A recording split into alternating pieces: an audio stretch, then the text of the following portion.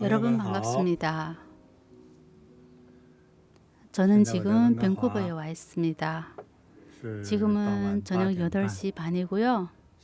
지금은 썸머 타임입니다. 네, 날씨는 좀 흐렸고요. 이미 저녁 시간이 다 되었네요. 요즘 네티즌 분들이 이런저런 글을 보내옵니다. 네, 여러 가지 사연들을 보내왔는데요. 어떤 분은 최근의 기분에 대해서, 또 본인이 요즘 부딪힌 고민들을 이렇게 적어서 보내왔습니다. 대부분 고민들을 들어보면요, 정말 해결하기도 어렵고 골치 아프고 스트레스를 많이 받을 만한 일이었습니다. 정말 저도 인생은 참 쉽지 않다고 생각합니다. 네, 그래도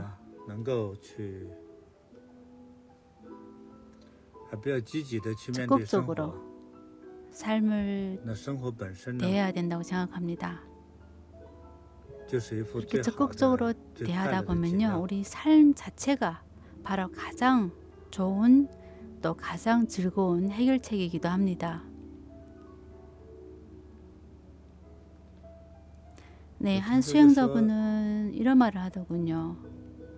요 몇 해 동안 왜 해마다 이렇게 잘 안 풀리는지 모르겠다고 합니다. 여러 가지 일이 잘 안 풀리고 해마다 정말 많은 골치 아픈 일들이 자꾸 일어나서 네, 여러 가지 문제가 생겨서 참 골치 아프다고 합니다.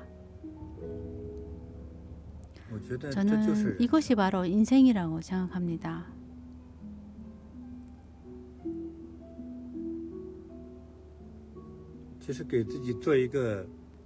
만약 우리 자신의 기분을 한번 기록해 본다면 어떨까요?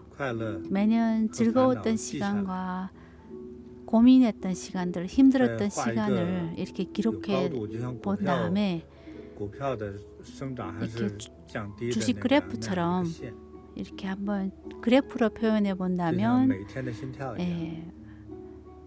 마치 우리 심장 박동수처럼 그래프가 이렇게 큰 변화가 있다는 것을 발견할 겁니다.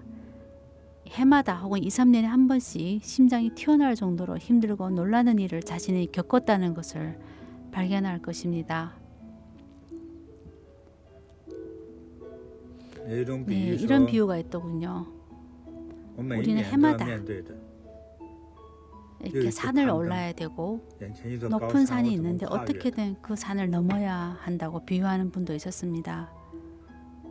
그렇게 20년 후 혹은 50년 후, 80년 후에 내가 살아온 이 기록들을 한번 살펴보게 되면 우리는 인생을 사는 동안 끊임없이 산을 오르고 있었고 한 번도 쉬어본 적이 없다는 것을 발견하게 될 것입니다.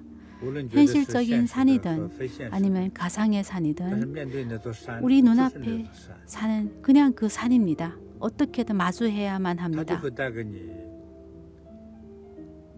우리에게 장애가 되어서 앞길을 가로막고 있고요.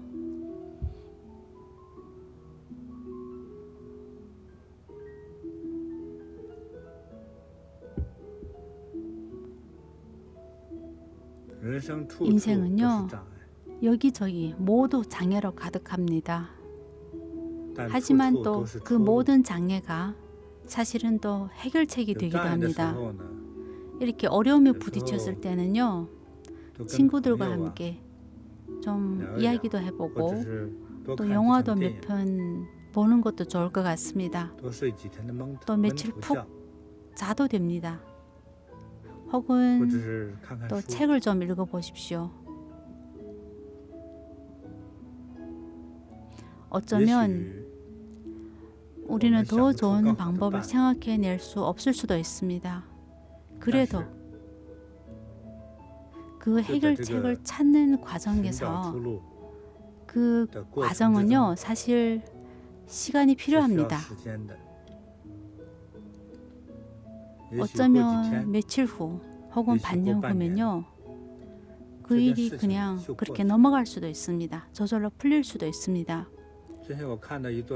우리 눈앞의 산이 그렇게 높고 험준해도 우리가 그 산을 오를 때 울며 불며 도움을 외치며 올라가지만 그렇게 번뇌와 몸부림을 치다가 지칠 때쯤 되고 다시 뒤돌아보면 우리는 어느새 그 산을 이미 넘었습니다. 그렇게 자신이 넘었다는 것을 발견하게 될 것입니다. 어쩌면 80세쯤 되었을 때면 누구나 다 깨달음을 얻었을 수도 있습니다. 부처님 말씀처럼 인생은 그냥 꿈입니다. 젊었을 때는 꿈을 꿔야 합니다. 꿈이 있어야 합니다. 왜냐하면 남은 인생 동안 그 꿈을 이루어야 되니까요. 하지만 80세가 넘어서 다시 그 경험을 종합하고 정리해보니 정말 꿈이었습니다. 진실하지 않았습니다. 그냥 나 스스로 꿈을 만들고 또 꿈속에서 우리는 스스로 여러 가지 역할을 아주 열심히 충분히 해냈다는 것을 발견하게 될 것입니다.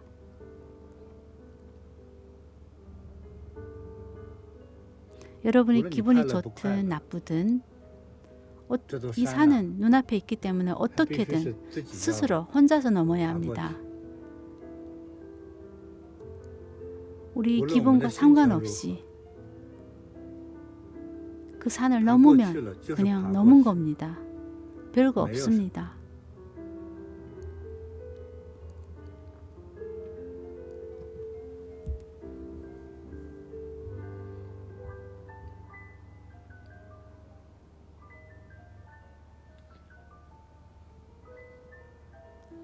네, 좀 전에 저는요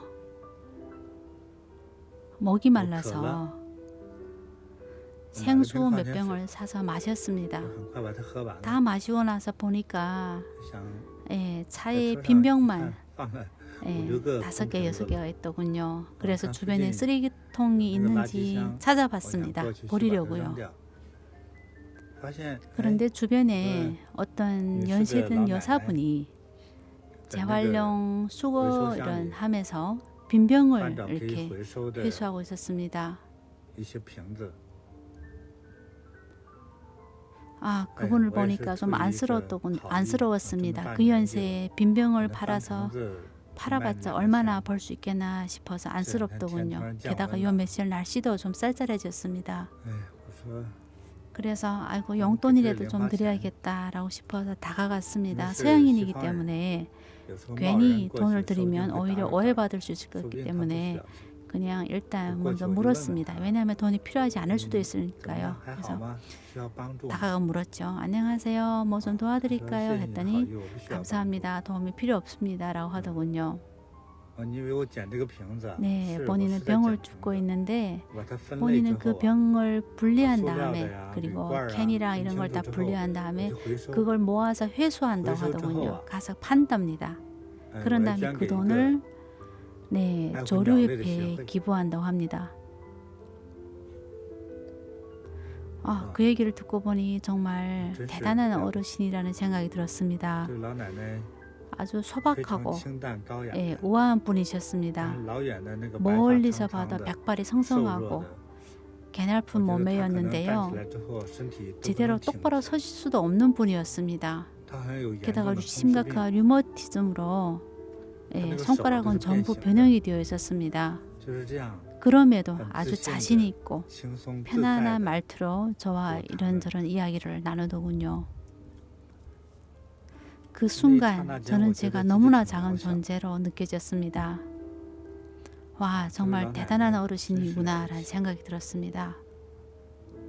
지극히 평범한 행동이지만 제 눈에 이분은요 거대한 부처님처럼 보였습니다.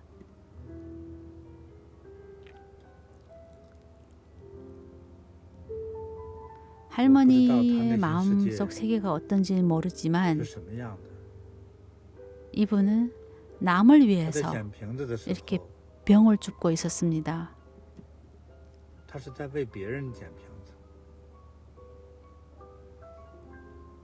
이분은 아주 똑똑하고 굉장히 교양 있는 분이었습니다.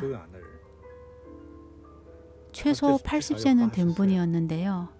정말 알만할 것을 다 아는 분이고 또 겪어볼 것을 다 겪어본 분이라는 것은 분명히 했습니다. 그리고 하시는 행동에서 저는 이분이 이렇게 병을 줍는 것이 처음이 아니라는 생각이 들었습니다. 아마 평소에도 여러 번 이렇게 주워서 팔았을 겁니다. 아마 처음에는 남들의 시선을 고려했을 수도 있었을 것입니다. 특히 이웃이나 동창들이 자신을 오해할 수도 있고 또 기분 나쁜 시선으로 볼 수 있다는 것을 충분히 생각해 보았을 것입니다. 아마 수없이 이런 점을 생각해 봤을 겁니다. 그래도 그렇게 자제롭게 그렇게 재활용을 수고하고 있었습니다. 자신을 위해서도 아니고 남들을 위해서 이 병을 줍고 있었습니다. 그것도 사람이 아닌 새들을 위해서 이렇게 폐품을 팔아서 기부하고 있었습니다.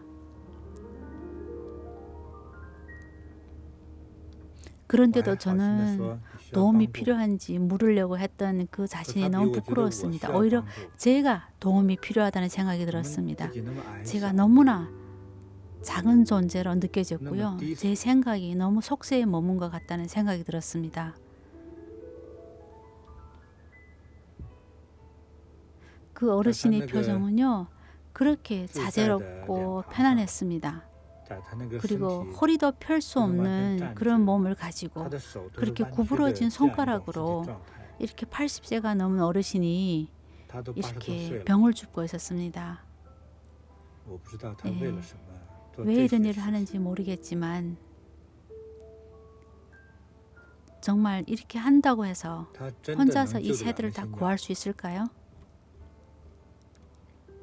지금 이런 생각이 들었습니다. 어쩌면 혼자 힘으로 새들을 구할 수는 없지만 만약 누구나 다 어차피 새들을 구하지 못한다면서 아무것도 안 한다면 어떻게 될까요?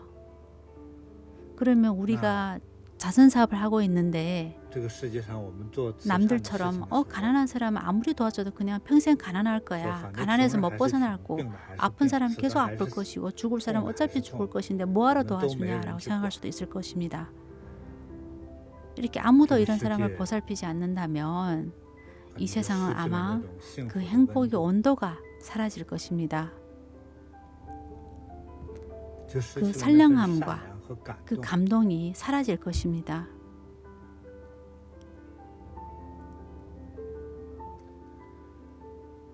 그렇게 되면 우리가 사는 이 지구가 저 차디찬 달과 저 화성과 무슨 차이가 있겠습니까?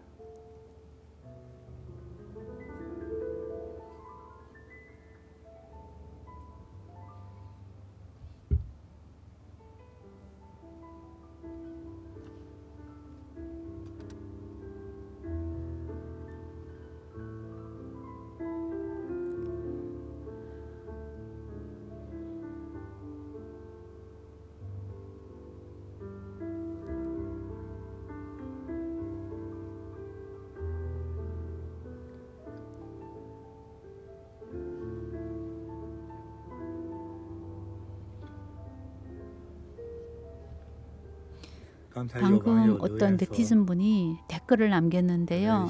성이 이씨인 남자분이 자살을 하려고 한다고 하더군요. 만약 그분에게 제 말을 전해줄 수 있다면 이렇게 말해주세요. 자살도 인생의 한 가지 선택입니다. 하지만 남을 죽이든 자신을 죽이든 결국 살생을 저지른 죄를 만들게 됩니다. 그리고 가족들을 한번 생각해 보십시오. 본인은 아마 잠깐 고통스러우면 끝날 것입니다. 치욕감도 없을 것이고요. 어차피 죽었으니까요. 이 세상에 대한 책임감도 그리고 가족과 자신을 사랑하는 사람들에 대한 책임에서 벗어났다고 생각할 수도 있습니다. 본인은 잠깐만 그 고통을 견디며 끝나지만 여러분의 가족과 그리고 당신을 사랑하는 사람들과 친구들은요, 평생 3생 3세 동안 고통스러울 것입니다. 이신 이분 제 말을 좀 들어주십시오. 어쩌면 3일 후 그리고 한 달이 지나면요. 여러분의 본인의 기분이 바뀌었을 것입니다. 꽃을 보며 여전히 그렇게 꽃이 이쁠 것이고 햇살은 여전히 눈부시고 아름답게 느껴질 것입니다. 그리고 아무 일 없었던 것처럼 자신감 있게 가족들 옆에서 새로운 하루를 시작할 수도 있습니다. 이 세상에 태어난 이상 우리는요, 이 앞을 가로막고 있는 산이 아무리 험준해도 아무리 높아도 우리는 용감하게 그 산을 올라가야 합니다.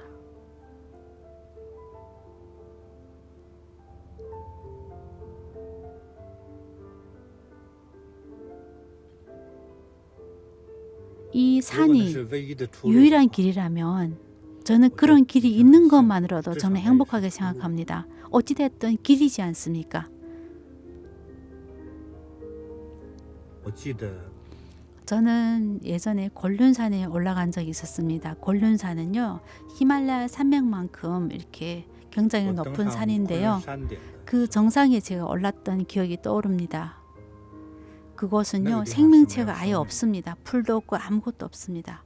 산 전체가, 그 오르는 산길 전체가 눈으로 덮여 있습니다. 사실 저는 한 중간쯤 올라갔을 때 후회했습니다. 나는 용감하지도 않고 오히려 제가 잘못된 선택을 했다는 생각이 들었습니다. 그 중간쯤 갔을 때부터 내가 왜 이렇게 바보 같은 일을 선택했지라고 하면서 정말 땅을 치고 후회했습니다. 정말 힘들어서 죽을 것만 같았습니다. 자칫하면 그대로 낭떠러지로 떨어져서요, 죽을 수도 있었습니다. 여기저기 얼음 구덩이가 엄청 많았는데요. 그대로 빠져 죽어도 아무도 제 시체를 찾을 수도 없을 정도로 위험했습니다. 정말 그대로 미끄러서 떨어질 뻔한 적이 얼마나 많은지 모릅니다. 그럴 때마다 저는 어떻게든 살아남으려고 무엇이라도 죽을 힘을 다해서 꽉 잡고 버텼습니다.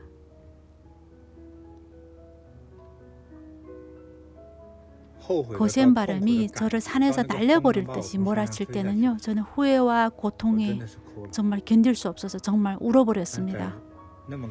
근데 산이 굉장히 높았습니다. 해발 4,700m나 되는 산에서는요, 울어서도 안 됩니다. 눈물을 흘려서도 안 됩니다. 그 눈물이 바로 얼음이 되니까요.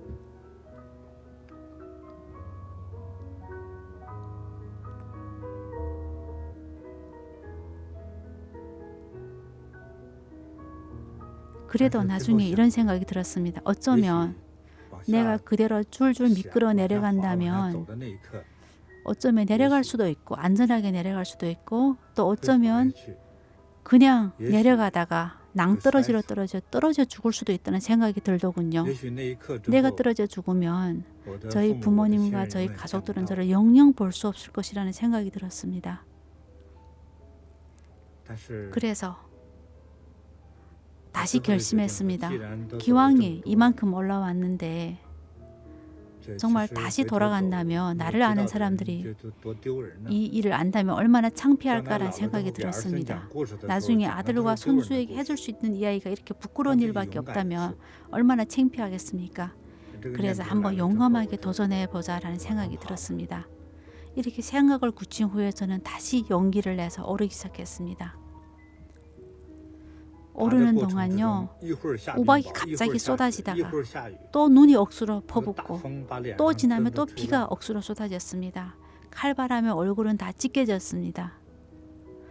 저는 수차례 진이 빠져서 그대로 쓰러졌습니다. 속옷을 입었는데요, 속옷은 다 젖어버렸고요.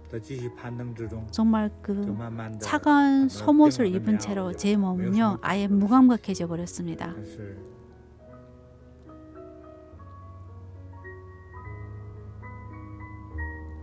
그래도 저는 마지막 순간까지 버텼습니다. 산 정상에 올랐습니다.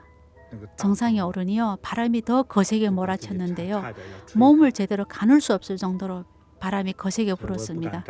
정말 날려갈 것만 같았습니다. 마음 같아서는 영웅처럼 히말라야 산 정상에 올랐다라고 외치고 싶었지만 똑바로 설 수도 없었습니다. 바람이 너무 셌거든요.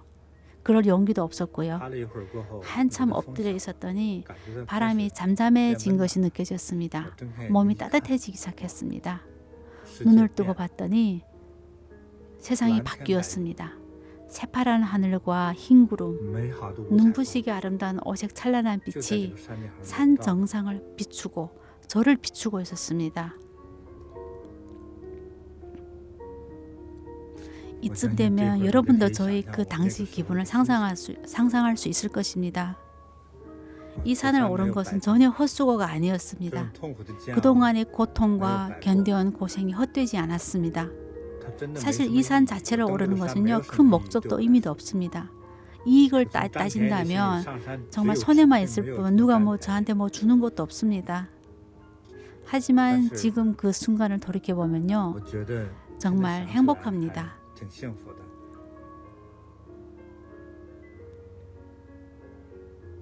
저는 나약한 사람이었습니다. 누구와 비교해도 저는 겁이 많은 사람이었습니다. 그래서 묵묵히 저 자신 나약함을 초월하려고 이겨내려고 노력했습니다.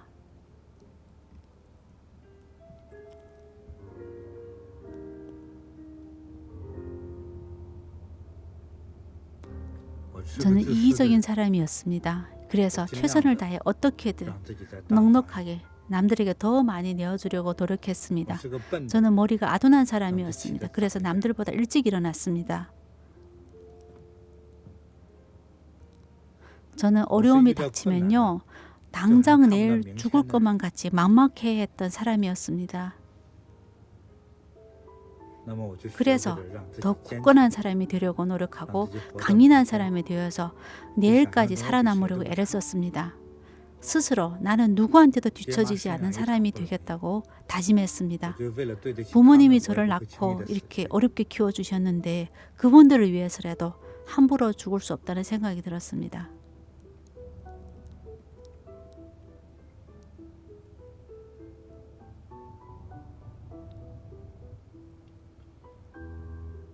눈앞에 있는 이 산은요, 우리를 가로막고 있는 건 맞습니다.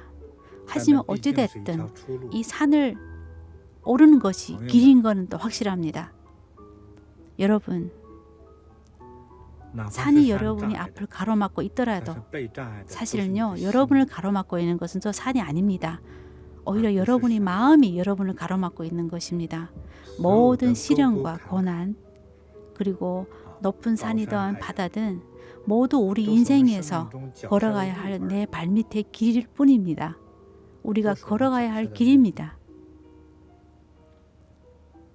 그러니요, 용감하고 담담한 마음으로, 심지어 감사하고 은혜에 보답하는 마음으로 그 길을 걸어가시기 바랍니다.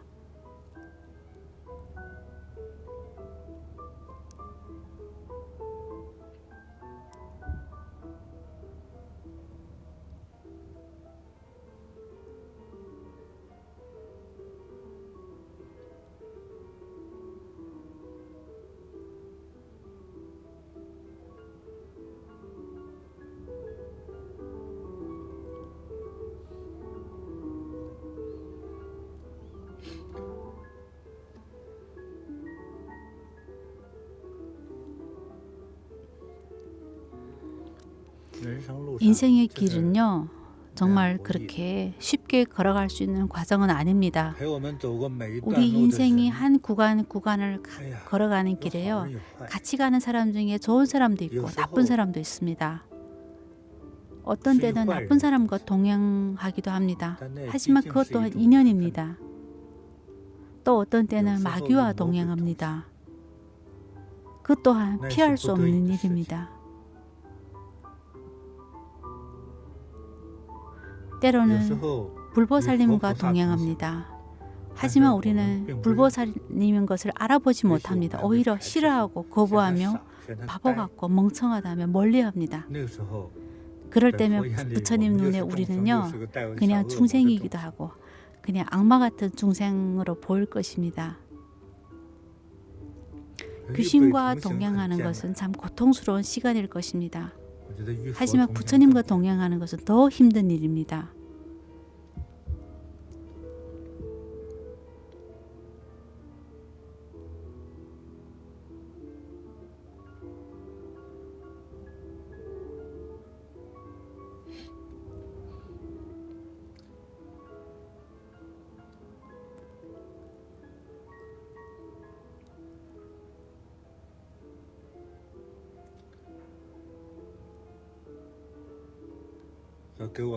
제가 가장 사랑하는 제자분들에게 이렇게 말하고 싶습니다. 더없이 넓고 무한한 마음으로 중생들과 동행하는 법을 배우십시오. 중생들 중에는 귀신도 있고 요괴도 있으며 인간도 있고 어리석은 사람도 있고 불보살님도 있습니다. 사기꾼도 있고 불효도 있습니다.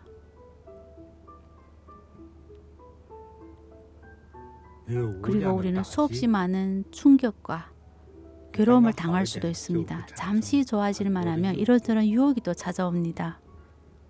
우리는 이 모든 것을 제대로 알아볼 줄 알아야 합니다. 그리고 컨트롤할 줄 알고 대처할 줄 알아야 합니다. 그리고 관찰하고 발견하는 법을 배워야 합니다. 어떤 분은 그럽니다. 왜 귀신과 동행합니까? 라고 묻습니다. 이치는 아주 간단합니다. 오늘 여러분이 길을 걸어가는데 가는 길에 누군가가 옆에 왔습니다. 같이 가자고 합니다. 한동안 그 길을 같이 가야 합니다. 그런데 본인은 그분이 귀신인 줄 모릅니다. 그냥 혼자서 가는 길이 너무 무서워서 걸어가고 있는데 옆에 누구라도 같이 가준다면 그래도 동반자가 되어서 같이 가니까 다행이라고 생각하지 않을까요? 그래서 어떤 때는요, 어쩔 수 없이 같이 가게 됩니다.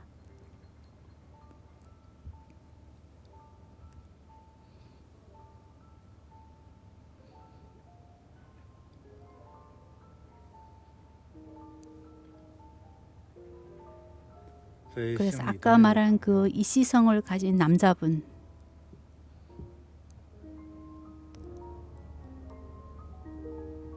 이쯤 되어서 제 말을 알아들으셨다면 지금은 자살하고 싶지 않을 것입니다. 자살하기 전에 먼저 부모님을 30년 동안 잘 모십시오. 그리고 나서 본인이 어떻게 죽든 말든 마음대로 하십시오. 부모님이 낳아주시고 키워주신 은혜는요, 평생 세세생생 갚아도 다 못 갚습니다.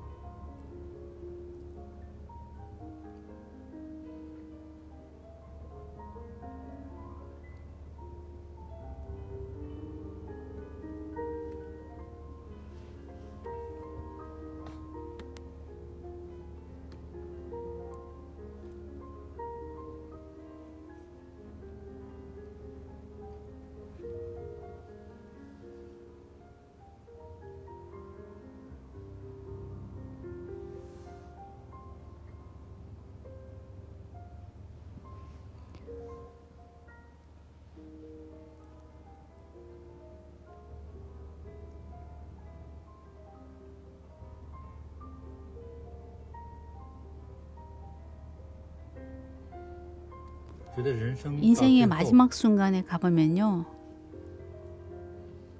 승리했다 할 것도 없고 또 이겼다 할 것도 없습니다. 승리한 사람도 승자도 없습니다. 누구나 인생의 마지막 끝에 이르면요, 그동안 삶에 대해서 무한한 종합과 정리와 결론만 남을 것입니다. 말로 다 할 수 없는 감개무량한 마음만 들 것입니다.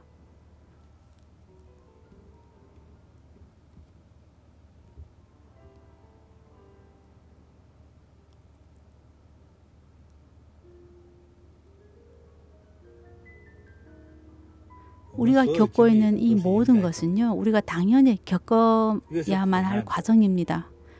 고생스러운 경험일수록 아주 귀중한 경험이 될 것입니다. 다만 그 아픔을 겪는 과정은 힘들 수밖에 없습니다. 그래도 그걸 이겨내고 겪어낸 사람이야말로 진짜 대단한 사람입니다. 자신을 넘어서세요.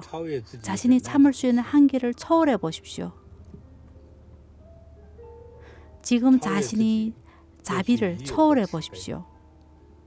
그리고 이미 넓어진 마음과 커진 포용심을 한층 더 초월해 보십시오. 그리고 이미 너그러워진 마음과 인내심을 한층 더 넓히고 초월해 보십시오. 끊임없이 어제의 나를 넘어서고 끊임없이 업그레이드해야 합니다. 그래야 핸드폰과 컴퓨터처럼 다운되거나 멈추지 않습니다.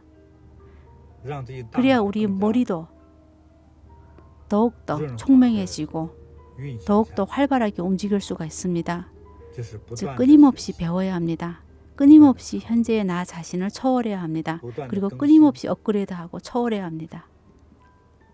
물론 우리의 선량한 마음은 변하지 말아야 합니다. 그리고 아름다운 원도 변해서는 안 됩니다. 그래야 우리는 영원한 원동력이 충만할 것입니다. 그리고 멈추지 않을 것입니다.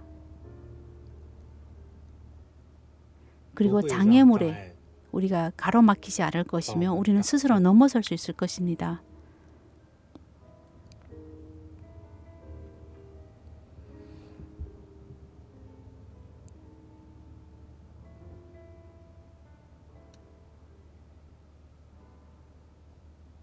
우리는요, 우리가 모든 일을 겪고 부딪힐 때마다 이 모든 것이 내가 배우고 익히는 과정이라고 생각하십시오. 영원히 배우려는 마음이 있어야 합니다. 과거의 부처님이시든 공자든 모두 이런 마음가짐으로 사셨습니다. 심지어 공자는요, 3명의 길을 가면 그 가운데 1명은 나의 스승이다라고 말씀하셨습니다. 사실 그 말을 할 때 공자는 이미 중국에서 유명한 으뜸가는 대학자였습니다. 그런데도 이런 말을 하신 것은요, 겸손해서가 아니라 진실한 이해에서 나온 말씀입니다. 세 사람이 모이면 반드시 그 중에 내가 배울 점이 있는 사람이 있다. 즉 그 중에 누군가는 내가 모르는 지식을 갖추고 나보다 뛰어난 지혜를 갖추었다라고 말씀하셨습니다. 이거는 경험에서 하시는 말씀입니다. 그러므로 여러분은요, 용감하게 인생을 대하기 바랍니다. 네, 허세를 부리지 말고 남을 속이지 말고 그리고 배은망덕하지도 마십시오. 더욱더 하지 말아야 될 것은요, 자신의 이익을 위해 친구 혹은 자신에게 은혜를 베푼 사람을 배신하고 해쳐서는 안 됩니다.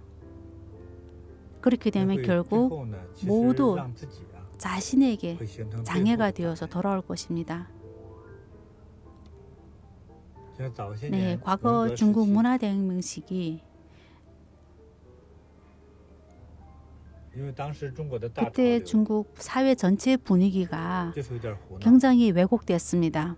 아들이 아버지를 모함하고 고발하고 아내가 남편을 고소했습니다. 그러면 20년 후에 서로 무슨 낯으로 얼굴을 보겠습니까?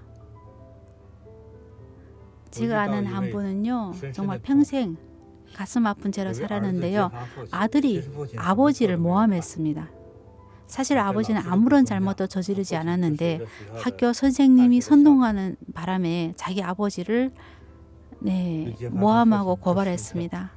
그때 아버지는 교장 선생님이었는데 어떤 명목으로 탄압했는지 모르겠지만 잡혀서 서울에 가두었습니다. 많은 지식인들이 그 당시 탄압을 당했습니다. 사실 아버지는 신장으로 유배되는 과정에서 기차에서 뛰어내려서 자살을 하셨습니다. 그 아들은 몇 년 전에 돌아가셨는데요, 죽을 때까지 평생 그 고통을 안고 살았습니다. 매일매일 고통과 속죄하는 마음으로 살았습니다. 그러므로 우리는요, 사람은 가장 기본적인 도리를 잃어서는 안 됩니다. 아무리 큰 시련이 찾아와도, 아무리 고통스러운 협박과 핍박을 당해도 가장 기본적인 도덕은 흔들리지 말아야 합니다. 그 도덕의 마지노선을 넘어서게 되면요, 그 남은 인생 동안 내내 고통스러울 것입니다. 깨우친 것이 많을수록 더 괴로울 것입니다. 매일매일 자책하고 매일매일 마치 칼날이 가득한 산을 넘고 불바다 위를 걷는 것처럼 괴로움 속에서 살 것입니다.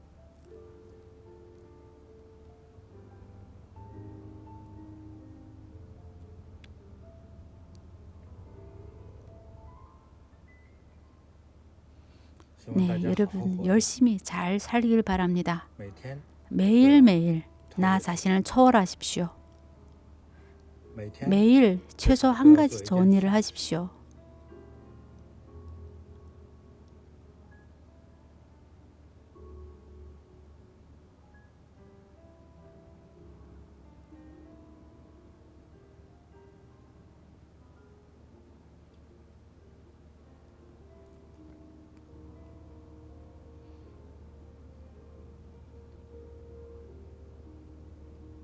네, 오늘은 여기까지 이야기하겠습니다. 여러분 감사합니다. 저는 하루하루 나이 들어가지만 저희 친구분들은 점점 젊어지고 있습니다. 여러분이 이해와 지지에 감사드립니다. 여러분 행복하고 즐겁기 바랍니다. 공덕이 늘어나기 바랍니다. 감사합니다.